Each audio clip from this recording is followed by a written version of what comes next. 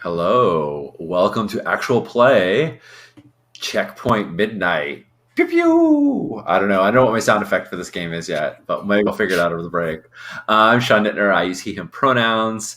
I am a common host on this show, and I'm very excited. We played the first game of this, same crew, several months ago, and Alexi, who is the creator of the game down there, is kind enough to come back on and run another game with the updated rules, so I'm very excited to see them. Yeah, let's do that thing. The usual deal: all proceeds from the channel are split between the Trans Legal Defense Fund and Black Lives Matter. So if you click the subscribe button or the cheer button or the send us money buttons, that's where that money goes. So it's a good thing. We like that. And that's my story. How about you, Tom? Hey, everybody. I'm Tom Lummel. I am an uncommon and infrequent guest here on Actual Play, although that is neither deliberate nor intentional. I guess that was redundant, but yes, I'm glad to be here again, once again, playing a new character and exploring the world of post-war supernatural Vienna. I use he, him pronouns, and these are my blue blocking glasses. So, and also my hairline blocking hat. Tom, you're very well prepared between the headphones, the glasses, the hat, and the background. Like, we were all marveling at Tom's background. I'm gonna duck down just for a minute so that you can see. I literally spent 3 hours yesterday photoshopping all of the stuff into this photo. There was some stuff. This is from the Explorers Club in New York, and I was like, it's a little sparse. My character's a collector, so I want him to have more stuff, specifically more supernatural stuff. And then also a lot of the artifacts that they have at the Explorers Club are like clearly things that they stole from people in Africa. And I was like, maybe we don't need to showcase that in the thing. I'm already a little uncomfortable with the elephant tusks hanging on the wall. So I photoshopped some more stuff in there. So take a look. Oh, you can see my office chair. But yes, cool. There's a chess set. Yeah. Oh God, it's beautiful. I had to put wings on the cheetah. Yeah. So I also found out that there's a play called The Explorers Club, which now I have to look into because it looks hilarious and fun. Fantastic. With that, I'll turn things over to Sophie, who's down here. Hello. I'm Sophie. I have a French-Canadian accent. I apologize for any difficulties you may have understanding me. I'm also an infrequent guest here, but I work with Sean and Tom on a lot of projects, both for Evil Hat and for Big Bad Con and just gaming in general. And I use she, her pronouns. And I'm a little zombie because I just finished my workday, just like the rest of you, I imagine. So, yeah, already a little loopy. Looking forward to picking up, even though we're playing different characters, because we want to try new features that Alexi has been working on since the last time we played. I would still play my previous character again. I thought she was very cool. Yeah, same. How about you, Alexi? I'm excited to be here. Thanks for having me back. I'm super pumped to be playing Checkpoint Midnight. So I'm Alexi Sargent, he, him. You can follow all of my gaming endeavors online at Cloven Pine Games, which is my game design brand. And I'm on itch.io and DriveThruRPG and all that jazz. It's a real pleasure to be back for more Checkpoint Midnight. And I'm glad you guys were up to create new characters because I think it'll be fun to explore them as well. So we could certainly bring the other ones back at another point because they were a cool crew also. Shall I talk a little bit about the game so anyone tuning in has a sense of Checkpoint Midnight? Yeah, please do. Give us the rundown. I like to do a little thing called CATS, which stands for concept, aim, tone, and setting. So that kind of lays some groundwork for what we're playing. So here's the concept of Checkpoint Midnight. I had this all nicely written out. Yes. The Allied powers carved up Austria after the Second World War. Now the storied city of Vienna is officially divided into zones administered by the Soviets, the Americans, the French, and the British. but the true lines of the city run deeper, written in magic and blood. You know what strange things lurk in the city's shadows because you are one of them. You are freelance operatives in a city marked by war and division. You are secret supernatural beings in a world of danger and espionage. You are spies in Cold War Vienna, and this is a story of you pulling off high-stakes missions and juggling conflicting loyalties. So that's the concept in a nutshell. It's urban fantasy with a espionage edge because this is a city jointly controlled by powers that are in a more or less submerged conflict with each other to see which will control the fate of the world in the century as it unfolds, and they are willing to use strange supernatural agents to get what they want. You start out as sort of freelance operatives, people who are willing to work for whichever side pays them, but the kind of advancement in the game causes you to become more and more entangled, possibly with multiple sides pulling you in different directions until you either retire by becoming an asset for one of the agencies or another, or you manage to play the sides against each other and get away to safety. No one's ever done that, but it's hypothetically possible. I love the premise that when you finally get recruited by one side, that's game over. I love that this is the game of trying not to rise up in the ranks of anybody's particular political agenda, and to try to hold on to your own independence. I think that's a fun twist on end games for characters. Thank you. Yeah. So our aim tonight is to build out the relationship between these characters, right? Make some decisions about how this group came together, and what mark they've already made on the city, and then to jump into a mission and see these characters in action, and possibly they'll succeed with flying colors. Possibly they'll limp away to lick their wounds, and we'll definitely build in time for an epilogue at the end to give just a hint and a tease of future possibilities for this crew. Tonally, I'd say the game leans dark and serious, but there can be moments of absurdity and strangeness. A big touchstone for this is the film The Third Man, which of course is kind of a noirish tale, but it definitely has kind of moments of strange lightness. So I'm comfortable with there being this chiaroscuro mix of tones in Checkpoint Midnight.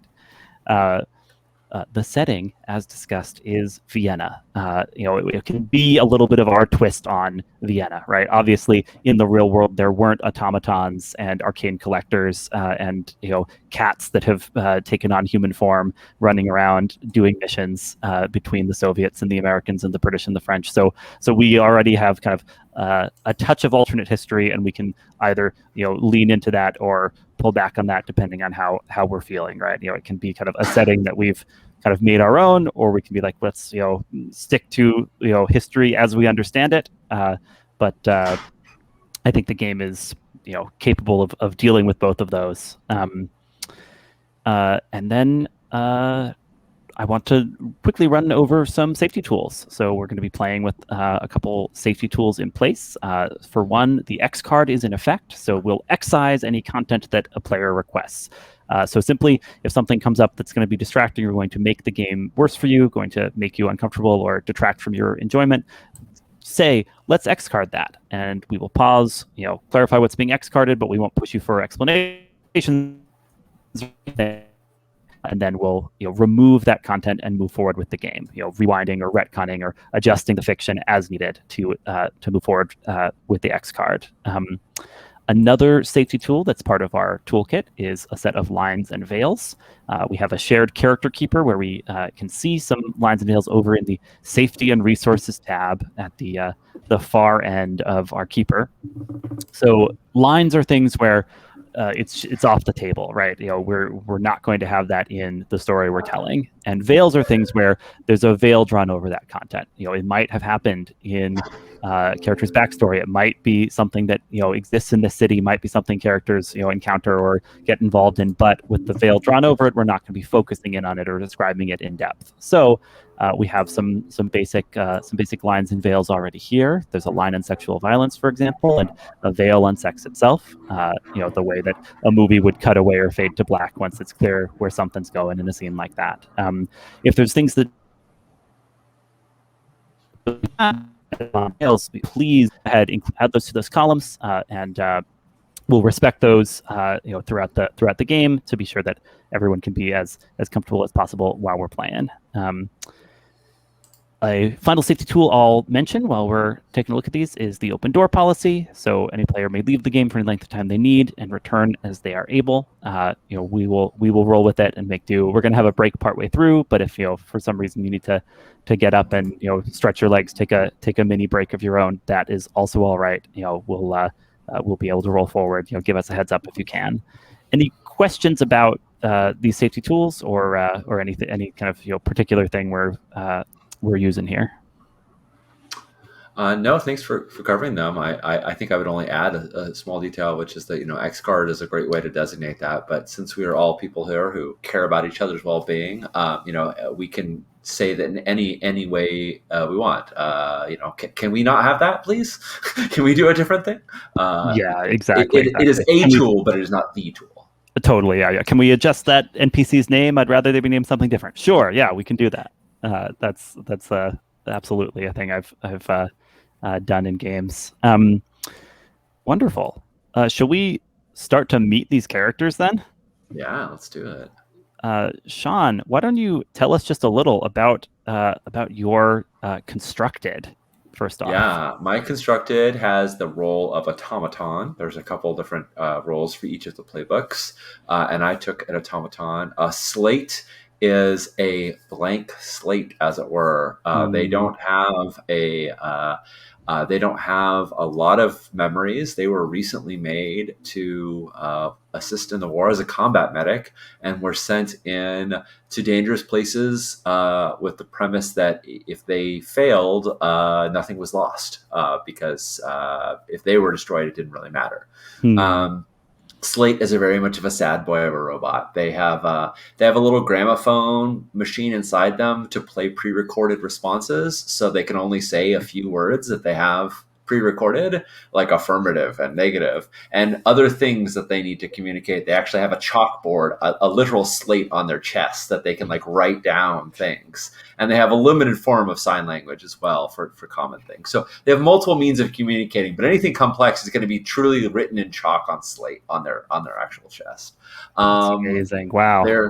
They sleep in an apartment that they have been sort of allowed to stay in, where the constant smoke that comes out of the back of them, the chugging smoke, does not disrupt the tenants too much. I think that they have it's very drafty, it's very cold. Other people would be very uncomfortable there, but Slate doesn't feel cold, so it's not too big deal. They're very much a very, very sad boy character. They move kind of in a herky-jerky way, and they wonder about what it means to be a real boy in all those fun Pinocchio style ways. Absolutely. So I got to ask, for an average person seeing Slate kind of going about the streets, would the person think oh, there goes a busted war robot, or would people be weirded out? Is it common knowledge that these devices were deployed, or is it kind of a secret? I think it's the fact that they still have their Red Cross medic badge that's painted onto their shoulder, and that there is, at least, even if people haven't seen these automatons, they have maybe heard of them. So I think that Slate gets stares. I think that people look and stare, but they're not necessarily going to induce panic or oh my. I think in this world, combat medic automatons are a thing, and maybe they're not common, but they're definitely they shouldn't surprise too many people.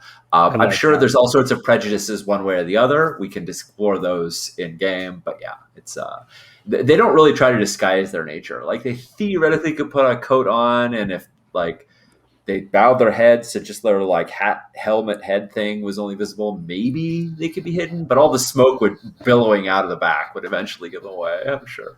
That's perfect. Yeah. The in the gear that you have, it says you've got a coat and hat that help you look human to passerbys who aren't paying too much attention. So if you want to hide, there's that possibility. But it sounds like in this world, it's not totally out of the ordinary for people to see a automaton like Slate. It's just that they are not kind of accepted into society in a like consistent way. Right.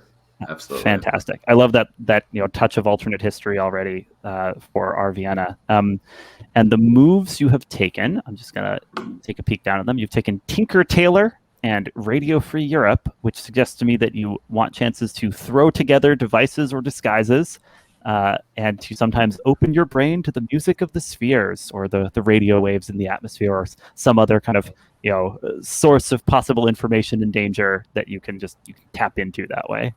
That is 100% true. I like the idea that there are just like gears and bolts that Slate can just sort of take out of themselves. Some of them probably important, some of them they probably shouldn't remove, but nevertheless can sort of assemble gadgets and things like that.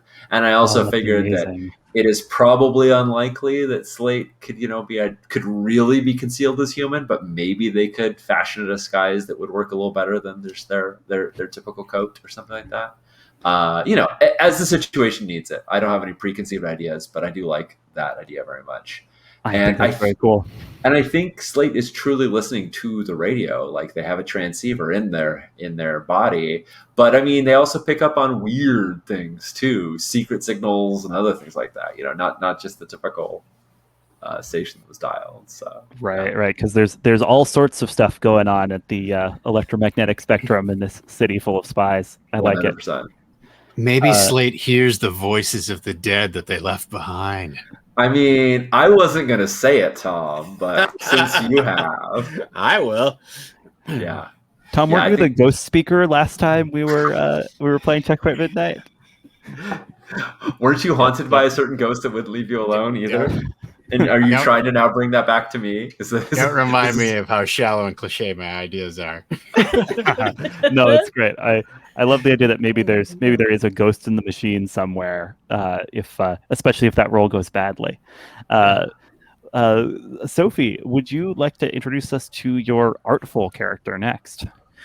So my character is using the artful playbook, and the specific. There are, as I recall, three or four flavors per playbook.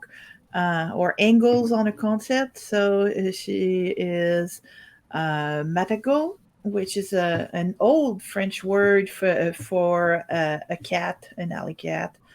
It's not very much in use anymore, but it does give that vintage flavor that I think our characters all share. And she is probably a cat who wanted to be human, but maybe it was the other way around. And some mysterious benefactor at some point granted her wish.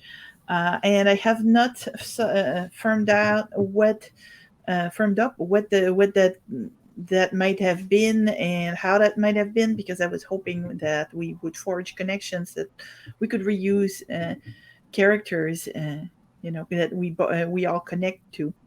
And so as a cat that is a spirit cat, she is good at getting in and out of places, which makes her potentially a very useful spy. And she tends to, although she does have claws, metaphorically speaking, and perhaps even literally, she actually tries to avoid that. She prefers to avoid difficult and dangerous situations and just, as they say, exfiltrate from there rather than confront directly. And if she's going to confront, she's going to try to put some all the chances on her side and get some advantage before confronting. Nice, a real smooth operator. Hopefully. You've picked out that your character has kind of let's see, you said street chic clothing, and I Yes. like the image you've picked out for that too, with this this lady with her jaunty hat and fingerless gloves. What kind of what does a like typical day look like for Prudence in Vienna? Is she kind of slinking through the alleys, just like scoping out, where it would be interesting to to score something that would be a prize? Like, what's her modus operandi? I think unless there's a reason to be on the hunt earlier in the day, she probably wakes up someplace comfortable, either someplace where she just snuck in, and some abandoned hotel, or some place where the owners are away, or in her own little hideaway. But either way, it's going to be as often as she can. It's going to be someplace very comfortable, and she's going to get up quite late and stretch and go to the coffee house and get some coffee and listen to rumors and look at the newspaper. And if she's already on a project, start working on the next step of the project, whether it's scoping out the location or assembling equipment or talking to potential allies. And if she's not already on a project, it's going to be going down the society pages and seeing what parties she can crash, or where she can go get some leads for the next big thing she can go after. That's great. So constantly seeking the next score. Yes, but without looking like she's hurrying. Oh yeah. Well, when is a cat content to look like they're hurrying? Exactly. I very much get the feeling she does things on her own time, no matter what that is. The moves you've taken are Not the Fall That Kills You and Legerdemain, which suggests to me you're interested in having chances to fall from high places and be seriously unhurt, and to sometimes work over a crowd and pickpockets and steal valuables. Yeah, she is. She's not a fighter, as I was saying earlier. She's more of a thief. Very good. Yeah, though it's not like you have no points in your weapon stat. So when you're backed into a corner, the claws come out. I suspect. Exactly. All right, fantastic. Let's meet the last of our operatives here. Tom, will you tell us about your storied? Yeah, so Nicholas Leclerc is an older gentleman who has probably been in Vienna for quite a while and done his best to kind of stay out of everybody's business. Maybe he was... I'm trying to think. Was he some sort of kind of try to play both sides kind of guy during the war? Or did he sort of mysteriously show up after the war? That I'm not clear on right now. Carpetbagger. Yeah. He definitely has an apartment filled with all kinds of bizarre oddities that he has amassed over, who knows how long. Who knows how old actually Nicholas really is. I think that's one of the things that's sort of implied by the description of the playbook, that it's stuff that has taken you at least one lifetime to collect, because he is a collector. At least one lifetime. Yeah. And so, maybe he has a little bit of that sort of, not literally a vampire, but that sort of like someone who's more than mortal, who has gone through various identities in order to move from place to place. So I haven't really decided exactly where he's popped up in Vienna, but I feel like he's been around the block for sure. That makes sense to me. So yeah, he has this apartment filled with all kinds of treasures, both arcane and exotic, and some things are just weird things that he wanted to collect, and some things maybe something that he's keeping watch over or that he has stolen from somebody else. He likes to indulge in games of chess as a way to both assess kind of people's intelligence and their personalities, but also as a way to kind of contrive a reason to chat them up and figure out, what influence they wield or need, and then in return what favors he might be able to ask or they might be inclined to ask of him. So he's always sort of like sniffing for where people are on the ladder. All part of the great game. Yeah, is this somebody that I need to keep track of? Is this somebody who's keeping track of me? Kind of thing. Oh, perfect. Prudent to ask in this setting. Well, I think that's why he has not become aligned with either side, right? Is that he's trying to he's trying not to get pinned down into obligations that he can't maneuver out of. Yeah, absolutely. So the moves you've taken is my other car is a flying pestle, and gotta stop meeting like this. So it sounds to me like you are interested in a chance to use this this unusual means of transportation of yours, and you're interested in chances to encounter NPCs and declare that they are old friends, and then you roll the dice to see if they're the type of old friend that will help you or the type of old friend that wants you dead. Right. Yeah. So I'm a little bit on the fence about what exactly. I wrote that he has a piece of chalk that he can draw, outlines and sigils with, and that will open. He can draw on a wall and open a gateway to someplace else. It doesn't work on anything that's wet, obviously. I kind of think maybe the piece of chalk is actually some sort of like holy relic, like a saint's finger bone, something like that. But I've already got kind of like a holy relic in terms of I've got a dagger, which was originally owned by one of the co-founders of the Knights Templar. That's my personal weapon. So, that can work. That can be a kind of a theme for some of the things you've collected. Yeah.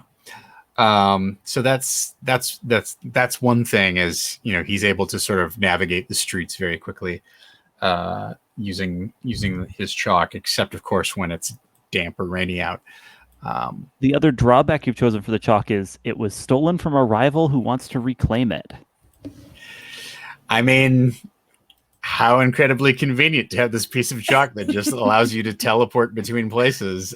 Somebody he didn't come up with that. I'm sure somebody would be happy to get that back. Whoever crafted it or had it before him definitely probably did not give it up willingly, or maybe they lost it in a bed, or maybe I stole it from them. So do you have a name for this this rival, or you want to kind of leave that open for now? I think the Count of Cagliostro, or the Count of Saint Germain. Oh, are those? What's notable about those locales? No, the Count of Saint Germain pretended to or claimed to be immortal at the French court in the as I recall, the early 18th century. And the and he's a philosopher, it says here. Yes, but more of the kind of philosopher looking for the philosopher's stone, and also like a bit of a, well, in real life, a bit of a con artist. And the Cagliostro was another con artist in 19th century, and he claimed to be the Count of Saint Germain who never died. Like much later. So either or both, they may be the same or not. Yeah. So I have a thought. Maybe the previous owner of the chalk is like an individual just known as the Count, right? Yeah, Who okay. claims to perhaps be the same as these previous counts that have popped up at various courts, and we're maybe magic, maybe con artists. I think one of now that I'm on Wikipedia, thanks to Sophie, I should do the same now to see if I remember correctly. one of his he used a variety of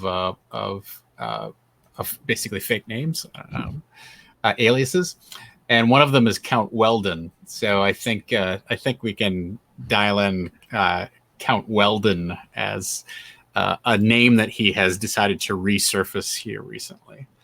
Perfect. Yes, Sounds nobody good. was using it, right? So Right. Yeah.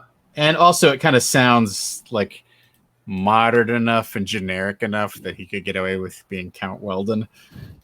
Whereas, I don't know, being Marquis de Montferrat might be a little weird. I don't know. Ostentatious. Yeah. Love it. Count Weldon, of course, every day, kind of. Yeah, it's just a common name. Tom, I very much look forward to chalk shenanigans because I have a chalkboard on me and like various pieces of like very insignificant chalk. Slate has a chalkboard for communicating. Yeah, what could go wrong? Exactly. I will also say in advance that I'm planning to use a very bad British accent, just so not because I'm bad at doing a British accent, but because he has indeterminate origins and he wouldn't be able to do an accurate. Because I could do 100%. Right. Sure, accurate British accent, Tom but is his is deliberately bad on purpose, right? So to kind of hide his true origins. Yeah, it's obfuscation. Yeah, love it. I'm gonna, I think, stick with you, Tom, for a moment as we turn to some backstory questions, and then move kind of back across the character keeper as we go on this. So, given some of the stuff we've just discussed, Nicholas, what artifact or tome are you currently scheming to get your hands on, and why do you worry your old rival will beat you to it?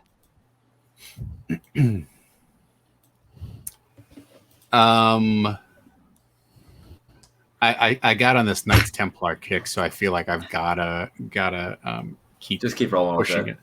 Yeah. So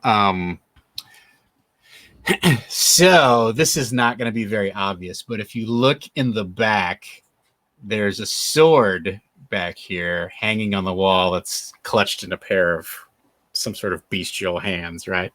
But it's broken. The tip of it is broken off. And let's just call that the Sword of the Rosicrucians. And I'm looking for the other half of it, or third of it, or the other piece of it to reforge it and make it whole again. Nice, absolutely. And since it specifies an old rival is seeking that sword as well, is that Count Weldon or a different old rival also on the scene?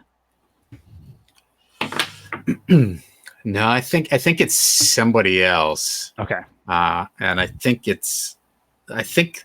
the rivalry with Saint Germain, Count Weldon, might be one of those kind of like back and forth kind of tit for tats. Like, I got you this time. Oh, I got you. It's something that we play across the centuries. Whereas I think whoever is looking for the last piece of the Sword of the Rosicrucians, probably has more nefarious purposes in mind. We'll call them. We'll just call them the Circle of Nine Fangs. It's not just a person; it's like a group, the whole organization, an order. As a whole, this organization is a rival to you. Yeah, I like it. It's great, and I think that fits with the kind of been around the block and has known everyone and pissed half of them off side of Nicholas here. I think just to kind of tie things in a little bit tighter, they're called the Circle of Nine Fangs because they're seeking 9 legendary blades.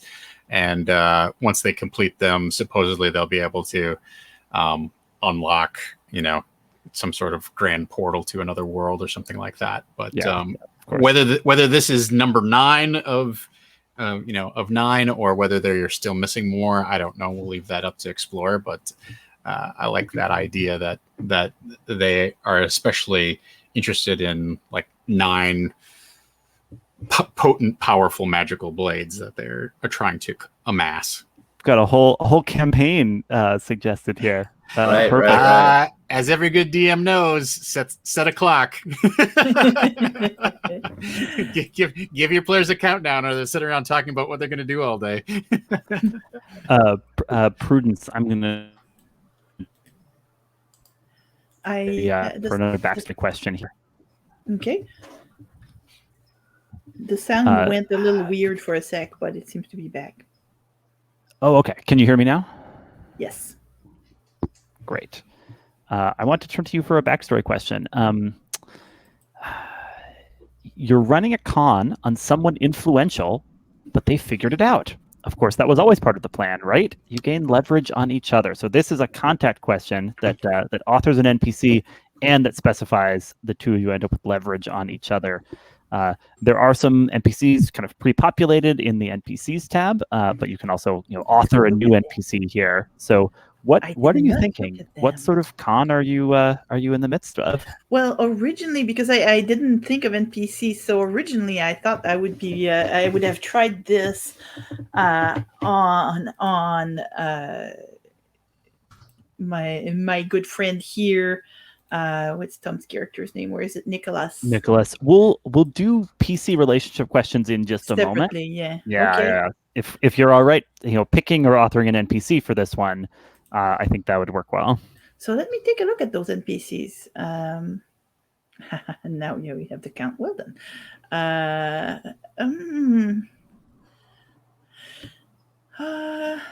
Knowledgeable about the arcane, piano prodigy. Playing with fire. I think it would be Sergei Stepanovich. I was overconfident, perhaps. I thought that I didn't realize how deep his crime roots went, perhaps. And he's on to me, and I'm not sure how to disentangle myself at this point without having to leave town entirely. That's perfect. Yeah. You thought he was just, this kind of businessman with some shady connections. You didn't realize, he had a kind of whole bunch of Russian mobsters at his beck and call. Right. He's not just a collector, a wealthy retired collector. And I will point out too that even if I do want to leave town, it's really difficult because Vienna is divided between the 4 powers, but it's ensconced in Soviet-controlled territory, so it's probably not that easy to leave without his say-so. Mm-hmm. Yeah, that's a really good point. Just like with Berlin, right, Mhm. where the city is divided in half, but it's in East Germany. We get we get Vienna in the middle of like the Soviet-controlled part of Austria, and then there's parts of the city belonging to each power. It's a crazy situation, but the kind of the Soviets, the Russians, they're controlling a lot of the coming in and out of the city, given the rest of the surrounding territory. I love that. I've written down that Sergei has leverage on you because he, figured out the con you were trying to run. You have leverage on him because you think you can still pull something off. You think you've learned some, damaging secrets about his criminal endeavors. So jot down that you have that leverage, and we'll see if you get to use it. Sean, let me turn to you. To ask a backstory question about Slate. What about humanity fascinates you the most? That's the most important one, isn't it? That was the question I wanted to answer. Now, my answer doesn't directly create another NPC. So tell me if you want that to happen. But I think Slate is really fascinated by how all of these tubes and pipes create life. Slate has a very there's without it being gory, I don't want to upset anyone on play or the viewers. Just imagine bits of people and someone trying to figure out a bunch of a block of Legos or like a plumber trying to fix a leak. That is very much how Slate looks at at wounded people, Right. Yeah, because and you were a doesn't medical automaton. and doesn't understand how there's a missing piece of once I get all the circuits working and all the lines flowing, how does that actually make life? Like, what is missing? Because I have wires, I have all of these, I have similar kinds of pieces, but I don't have the freedom to say anything I want. I can only say 9 different things that are pre-recorded. I don't have sort of range. I can't feel the things a human can feel. So it's like, how do all of these slippery, greasy pipes and tubes that make up human anatomy create the human experience? Truly a mystery. I want to give you another one of these that I think could be an interesting one to also hear. What hub of activity in the city do you observe from afar, afraid to participate? What? That's a great one. What hub? Oh, well, I think that there is. I think there is a speakeasy that is supposed to be, well, that is hidden. It's a hidden speakeasy, and Slate was sitting on a stoop, as they do sometimes, for a long time, and sort of noticed the traffic and noticed people going into this otherwise unoccupied area and not coming out for hours and hours and hours later. And over time, Slate has become more and more fascinated by the people that go in, and the fact that they don't always come out with the same people. And they've kind of crept up closer and closer to this space because they're just curious. Like, we as the audience know it's speakeasy because you can see people like laughing, and you can hear the sounds of gambling and drinking within. But Slate is still trying to figure out what's up with someone goes in, but they don't come out for many hours later. And then there's this music that plays in there sometimes. And sometimes Slate can hear it, and they can hear the music, and they, maybe a little bit of them starts tapping, and they don't quite understand that, but they haven't been willing to like go try and get past the front door. What is this thing called rhythm? Yeah. Has Slate, who only has a vocabulary of like 25 words anyhow, has Slate ever tried to sing?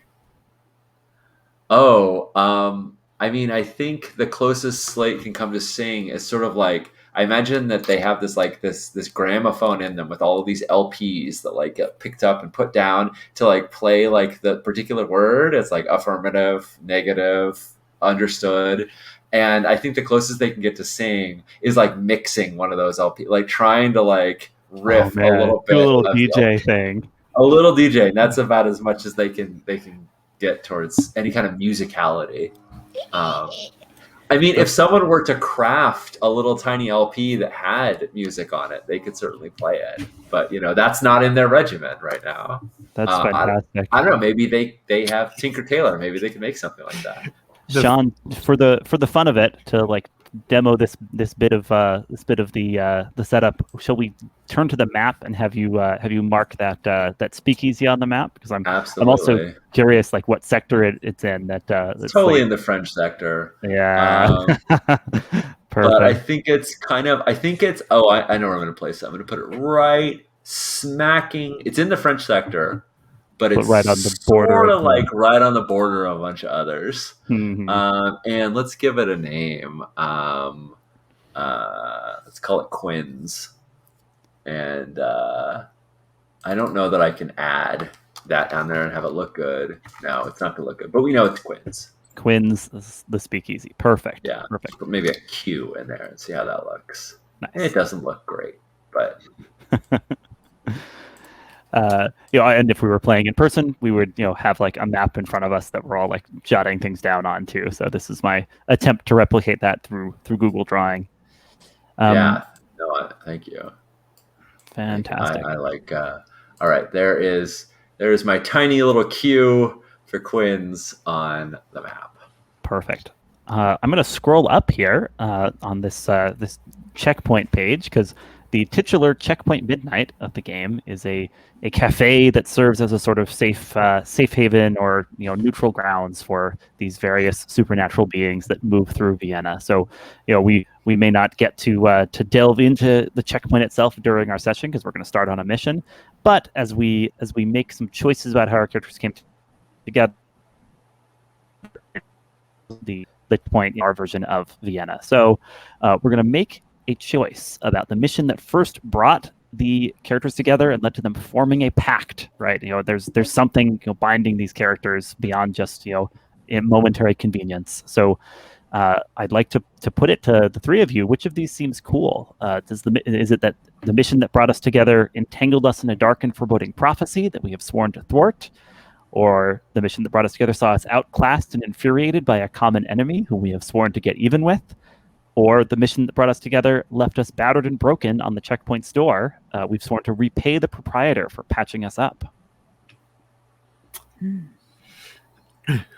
I'm drawn to the first one myself. Dark and foreboding prophecy. Second Yeah, I one. think it fits well. I think the first one fits well as well. That was my inclination too. All right. So, since there's a dark and foreboding prophecy that you've heard bits and pieces of, you have unlocked the checkpoint's library, which gives you the chance to decipher any supernatural phenomenon in the city by doing research in the library. So, kind of, it's a sort of advantage that rather than having to check things out, on the scene, you can also pour through the archives and try and ask some questions about them. I have a sneaking suspicion this dark and foreboding prophecy has something to do with the Circle of Nine Fangs. Yes. I mean, there's probably a lot of different.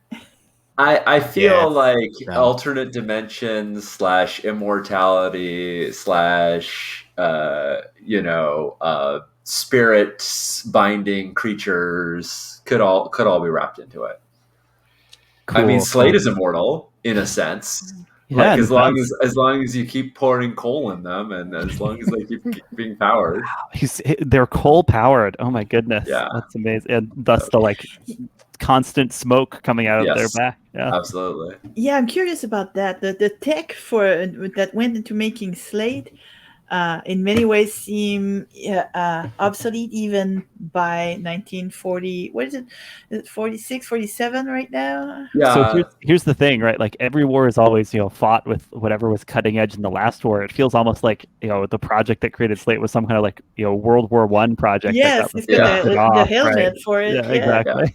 Yeah, exactly. Slate is lucky they're not pulled by a mule. Right. It's or taking a mule's part. Yeah, I think Slate has an odd mixture of technology that does seem very outdated, and yet they're clearly capable of things that don't actually exist, like sentience of some sort. So yeah, I'm happy to explore that. Yeah. So two other questions. When our pack came together, we acquired valuable intel or resources for a great power. Which one? Which great power did you kind of end up in the good books of when you first worked a mission together? Where is this question, Alexi? I just want to pull it up on the screen. Oh yeah, totally. If you scroll down, it's a little map box where it says map in blue, and there's got it. There we go. Yeah. Thank you for everyone on stream who is following along with us. I apologize. There's not a great way to make that. I mean, I can zoom in Google Sheets, but then it, doesn't look so great. So sorry for making people's eyes strain. But cool. Sophie, Prudence, what do you think about which great power you managed to curry favor with?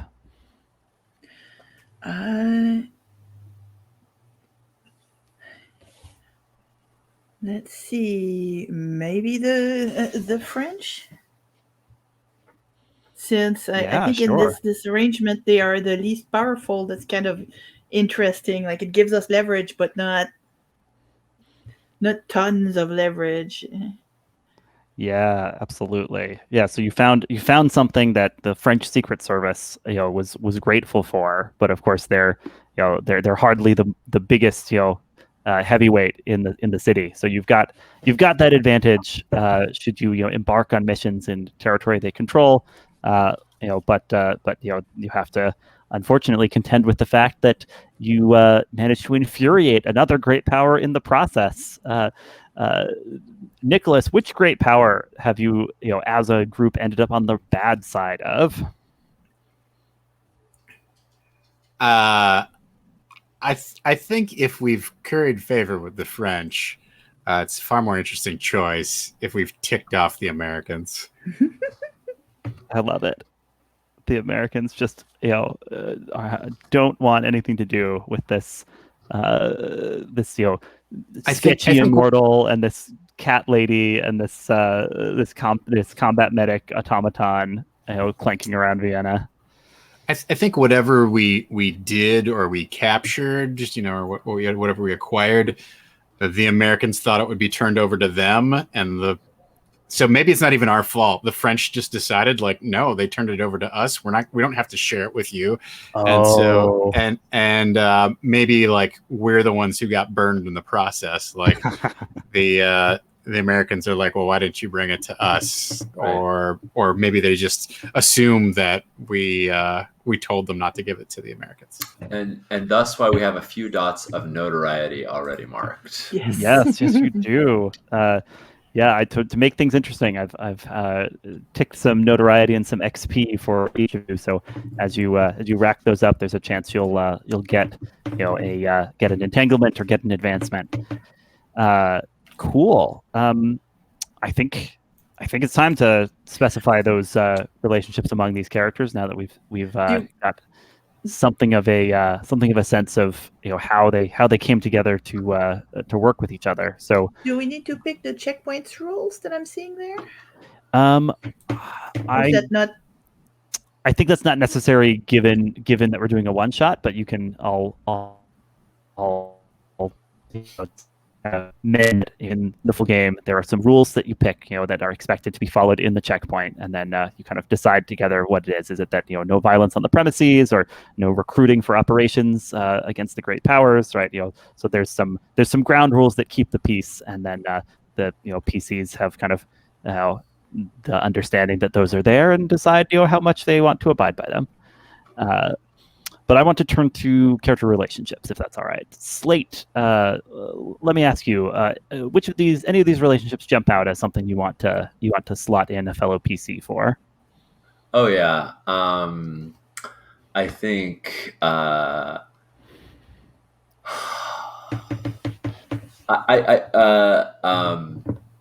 Sophie, I feel like Prudence is one who would try and convince me to bend the rules, and. Does that feel fair to you? I think that's pretty reasonable to expect that. It seems pretty spot on. I think Prudence has tried to figure out what sort of eavesdropping I could do by way of tuning in to other people's encrypted signals, and I've been like, no, that's private. That's that's against your protocols. That's right. It's just been like negative, just, and then eventually being like private conversations, right? But I am, though the particular encrypted signals that Prudence wanted to find didn't give me any sort of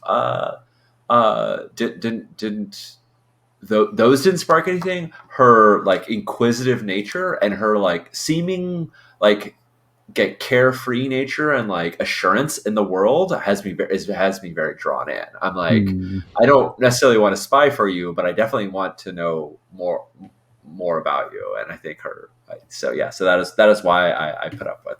Also, I might have mentioned that some of these waves there that I'm insisting you should try tapping into carry jazz. Like that speakeasy. Yeah, right. Slate, do you want to pick out one more of these to point at your other fellow? Yeah, see, I'm really vacillating on here for Tom. Tell me, I kind of want to say Nicholas is foolish and clearly mistaken about their own purpose. You will help them. In that I feel like you're really obsessed with collecting doodads and baubles, or at least that's what Slate thinks. And Slate can tell for sure that you can have an infinite collection of doodads and baubles and they don't actually serve any purpose. Does that sound cool to you, or would you rather a more mentorship relationship where Nicholas is wise and taught you much about humanity? What do you think is a more fun dynamic there?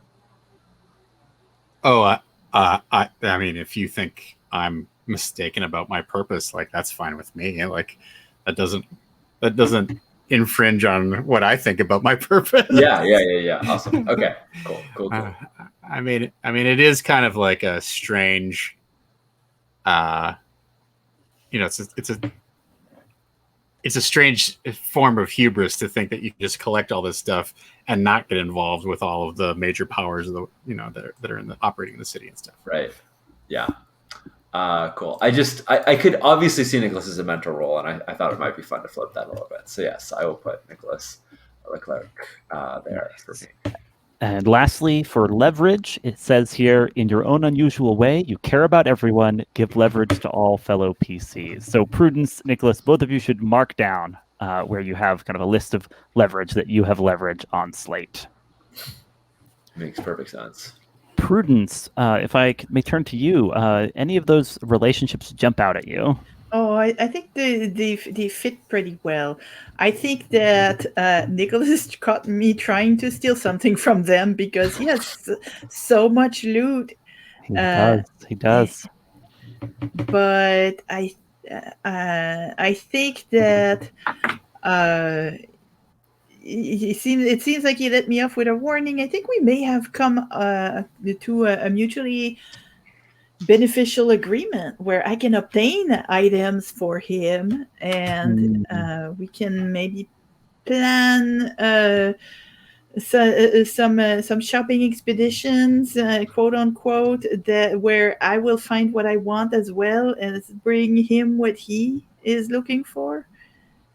I definitely respect him more than I resent. I mean, I kind of resent that he caught me, but I do respect that he knows what's his, and he stole it fair and square.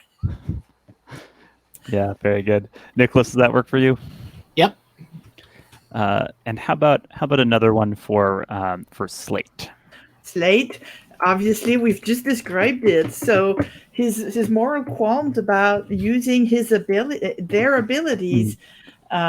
Slate just is being difficult about this, but it seems to be deeply programmed in, and I don't know. It's hard to have a conversation with them and find out the exact reasoning, but yeah, it does. I do have an uneasy feeling that I repress as much as I can that Slate might be right sometimes. You just try to push your conscience down, as far as it'll go. What does this dumb bucket of bolts know? Yes, conscience.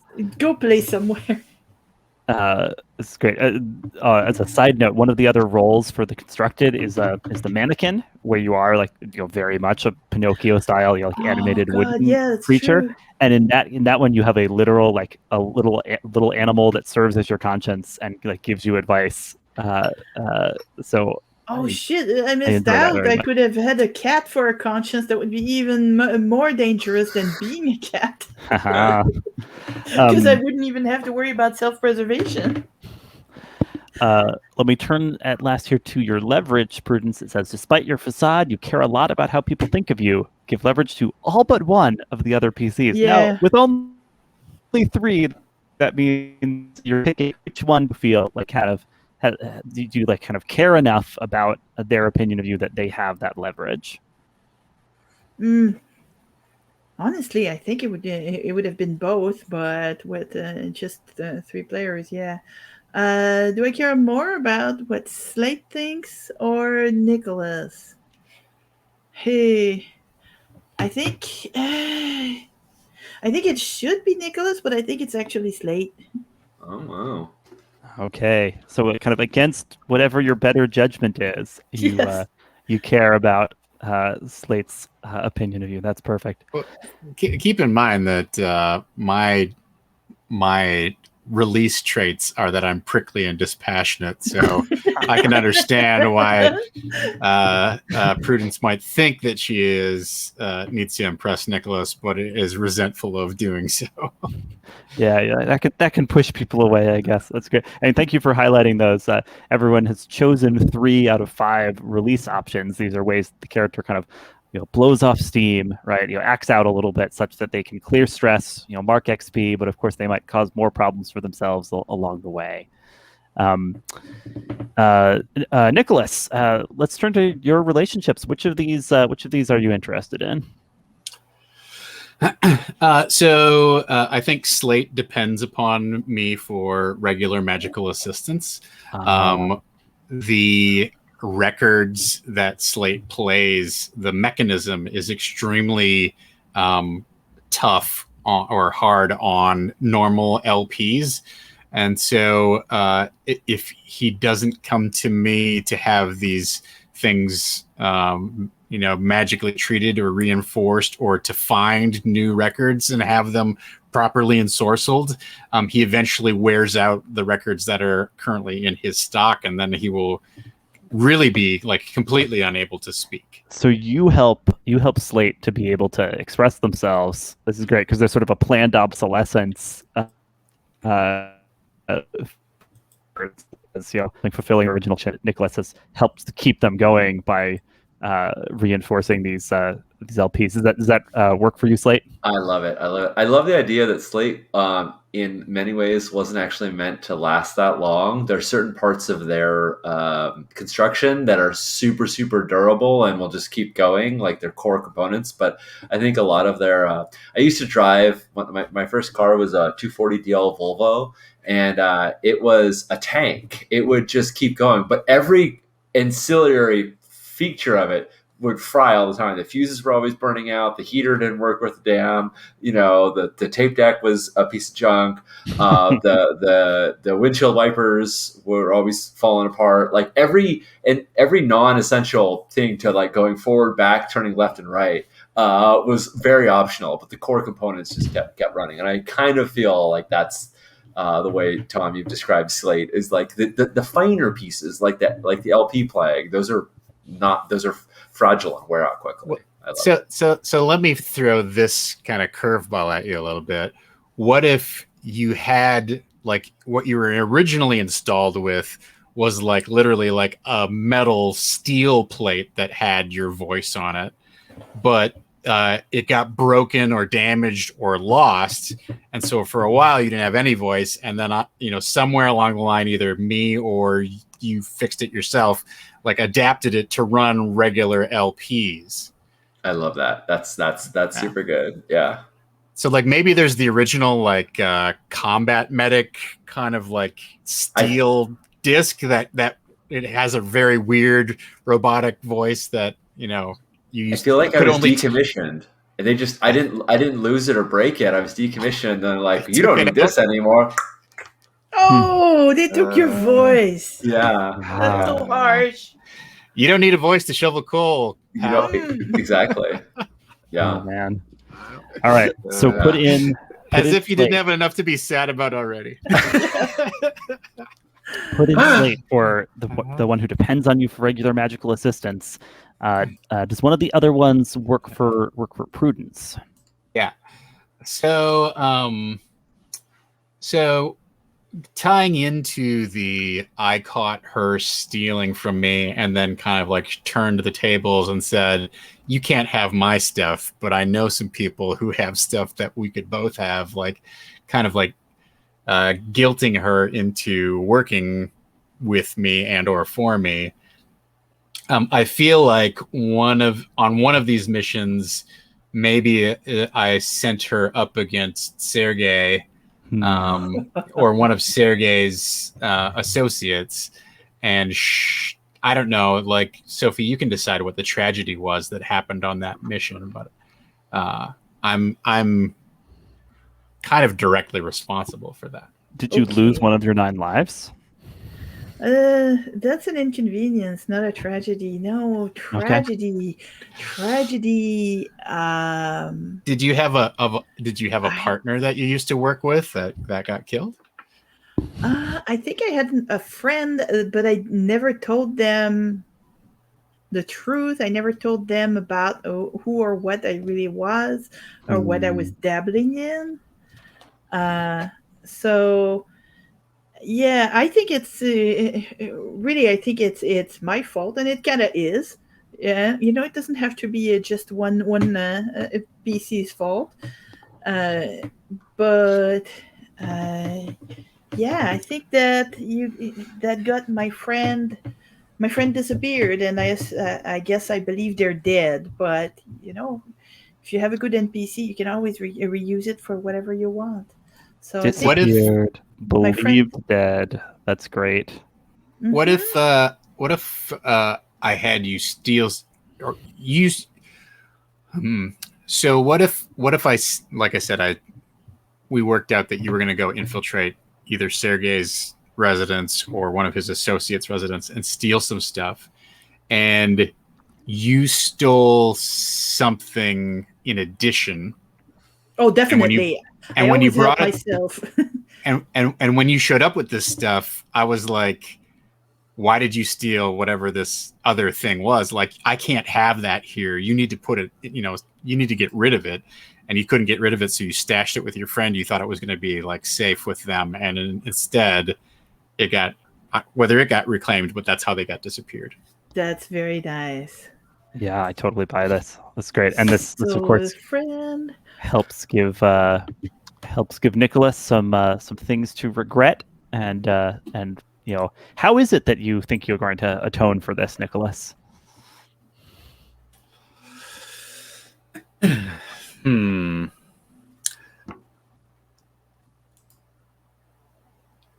So I think the twist here is that Prudence thinks their friend is dead, and I know that they're just disappeared.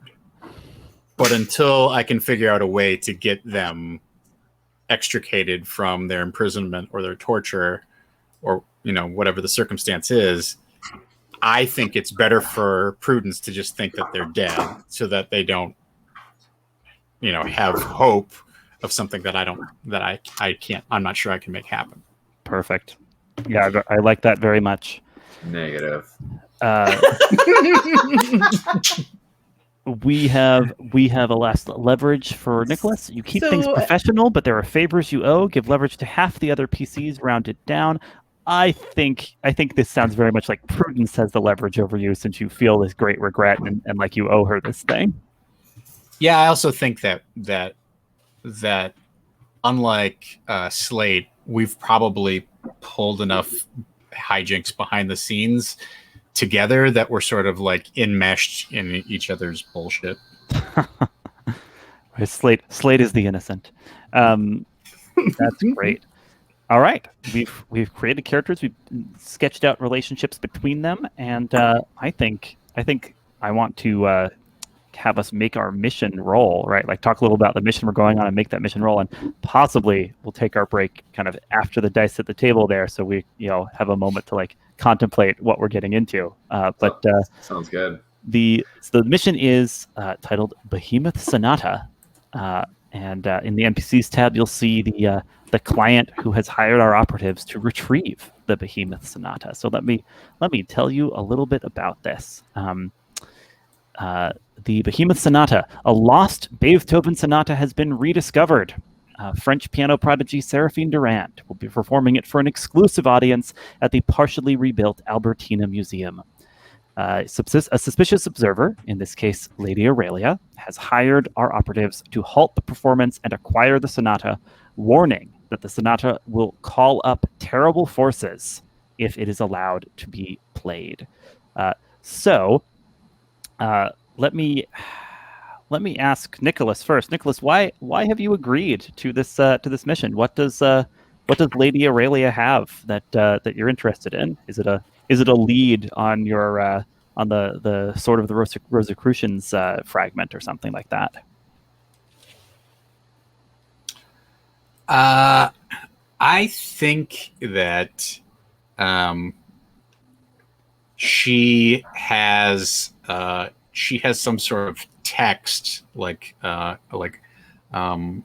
urtext from the circle of 9 fangs that they're planning. That's sort of like the foundation of some of their various powers and rituals, and that if I can get her copy of it, then I will be able to research ways to countermand whatever they might try to deploy.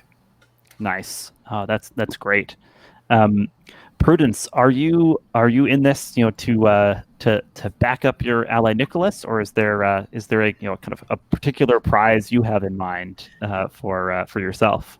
How's that? I'm obviously in this as employed slash convinced by Nicholas, but maybe Sergei wants this sonata as well, and is using his leverage on me,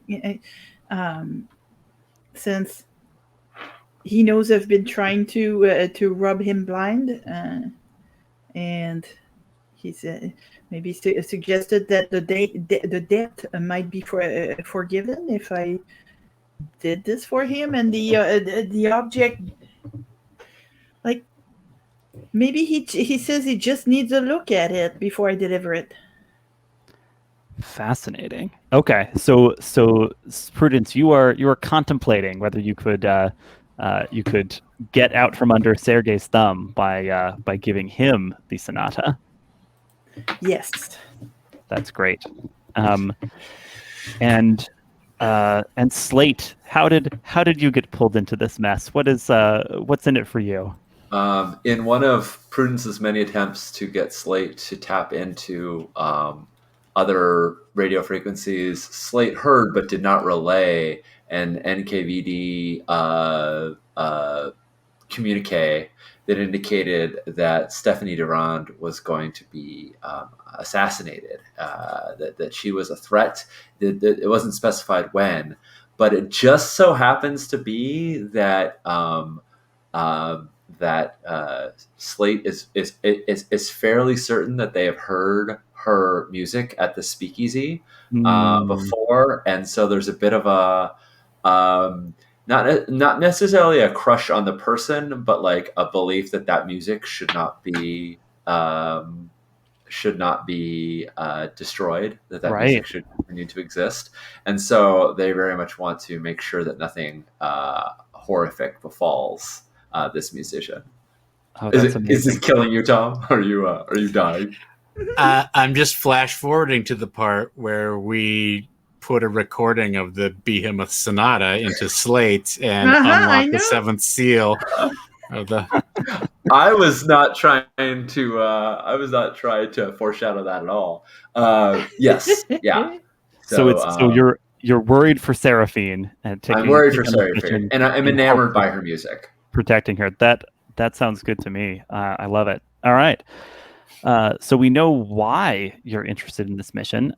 Let me ask, what is your basic approach? A lost sonata being played at an exclusive party. How would the operatives, kind of roughly attempt to kind of claim the sonata themselves?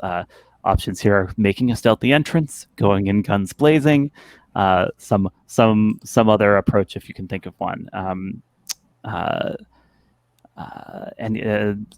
Slate, what do you think the approach is likely to be? I feel like Slate is the last person to have an opinion, or last person to have a say on the approach. But Slate's approach.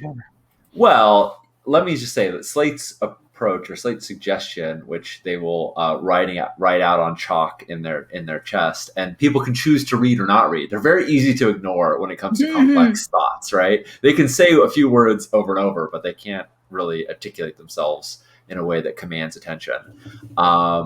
And Slate believes that if she simply doesn't play the sonata, that all will be safe and we can accomplish our mission and she can be safe as well. And so Slate wants to find her before the performance and convince her to play something else, or to not appear, to convince her that it would be too dangerous for her to do it. Now, if we were to go on this plan, Sean fully understands that like complications would ensue, but Slade thinks that that's the savviest, the smartest approach to keep her safe and stop this horrible thing from happening is to talk to her, sneak into her apartments or something and have a chat. Got it. Prudence, what do you think? Well, I already described how I like to crash parties and get myself invited in various places. So I think I would try the I belong here approach. Nice. Turn up at the performance itself in time to steal the sonata before it's played. Yeah. Yep. Nicholas, what do you think, given these ideas on the table? I mean, honestly, like my initial inclination was to sort of split the difference between going and talking to her privately and arriving at the party. And I would think that she would have to practice this thing someplace. Yeah. And so I would think wherever or however that's happening, that's probably the best, most private opportunity to either use Slate's approach of talking her out of playing this music or applying a more prudent approach. Way too proud of myself. And stealing the music from her or slipping a substitute copy into the thing, because if nobody knows what this thing sounds like, we can put whatever we want on the piano, and none's the wiser, right?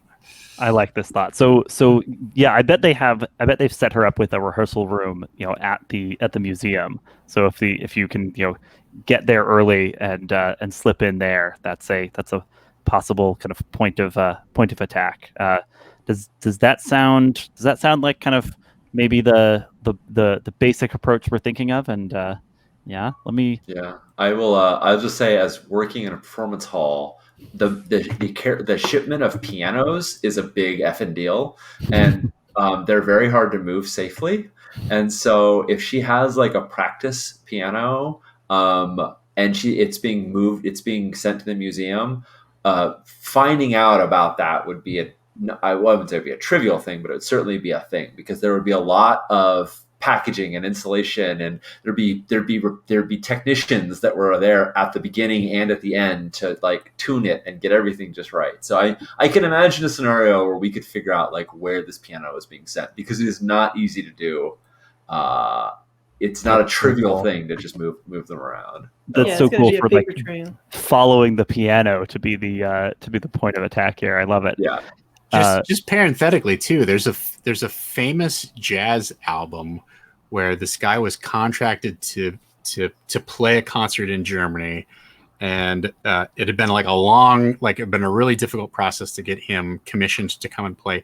He finally came and played, and they had the wrong piano, and he was angry and was like, I'm not going on stage, and they finally like begged and pleaded with him. Like, I think this woman had like been trying to get him to come and do a performance for like 20 years or something like that, and so he decided to go out with this really like bad piano, because he had very exacting standards, and then he went out and played like the set of like improvisational jazz set of his lifetime. Like, it's considered one of the all-time classics, and I wish I knew what it was, but wow.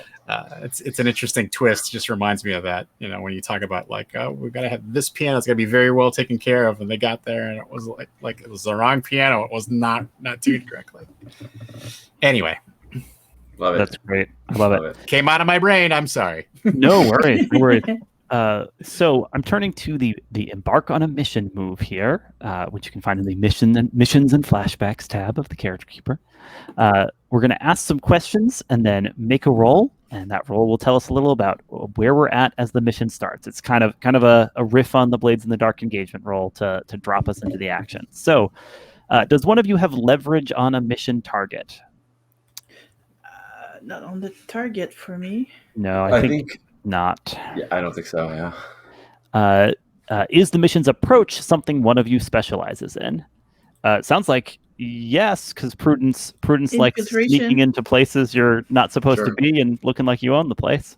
And I also feel like Nicholas is really, really good about would know the kind of thing about shipping antiques and moving delicate things. And like, if this piano is going to be a wonderful masterpiece object, which I'm sure it must be, would like be in the know of those sorts of things as well. I feel like Oh yeah, totally. that would be his.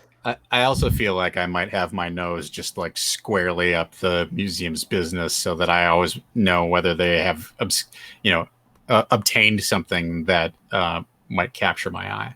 Oh, Yeah. perfect. Is this yes? So you take a +1 for that specializing approach. Now, does everyone participating trust the leader's competence and intentions? That raises the question of who the leader is. I think it's Nicholas, isn't it? Does everyone trust Nicholas's competence and intentions? Prudence, do you? Yes, I do. I trust that I at least know his intentions. Mm-hmm. I may be wrong. I'm probably wrong, Slate, you but trust Nicholas's competence and intentions. Yeah. Slade has many doubts about Nicholas, but they're not about his competence or intentions. Exactly. He knows that Nicholas is an incredibly skilled, artificer and has helped build these things. He has, yeah. So yeah, Slade absolutely does. Nicholas, do you trust your own competence and intentions? That's an interesting question. Mhm.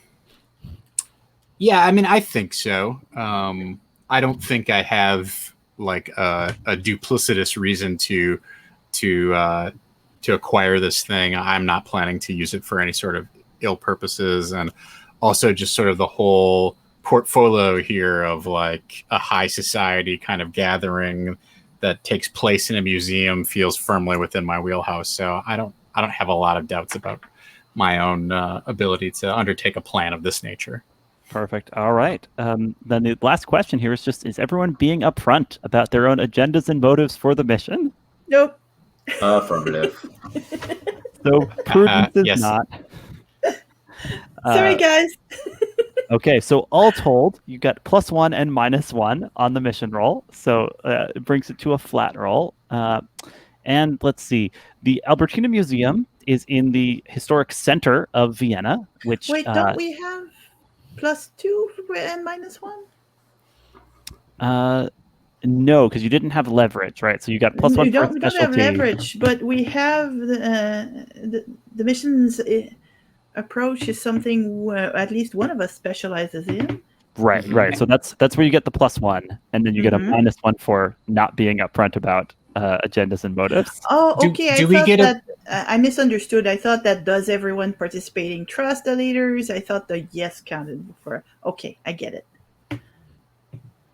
Yeah. But it does say take +1 for each yes. Does that mean each player who says yes? Or is that... No, that's meant to be just, there's a yes or no answer to the overall question. Across the board, is the answer yes or no? And the answer is yes to the first one about trust, competence and intentions, and no to being upfront. Got it. Yeah, I could format this better, but No worries. the where we've landed at is a flat roll. The museum's in the center of the city, which changes hands regularly. The powers have an agreement to rotate administration of the center of the city. Unfortunately for you, the Americans are currently administering the center of the city. The changeover comes at midnight. The Americans will hand it over to the French as the midnight bell chimes. So there'll be friendlier people around in authority if it should get to that point. But for the moment, I think, unfortunately, we're going to roll with disadvantage as you embark. Nicholas, right. You're the leader. Are you ready to roll? I guess I am. So I'm going to add a third D6 here. And we'll count the worst 2. Okay. Wow. Those are some pretty good worst 2s there. Take it away. The worst 2 is a 5 and a 4, so that's 9. That's a 9. So what the mission move says is, on a 7 to 9, you're in the thick of things. You're hitting a snag, but you're still in the game. The MC will tell you who marks stress. Great. I think we'll take our break here, right? Come back Okay. at 5 past the hour and drop on into this mission to see what it means for you to be hitting a snag, but still in the game. Excellent. See you all soon. See you in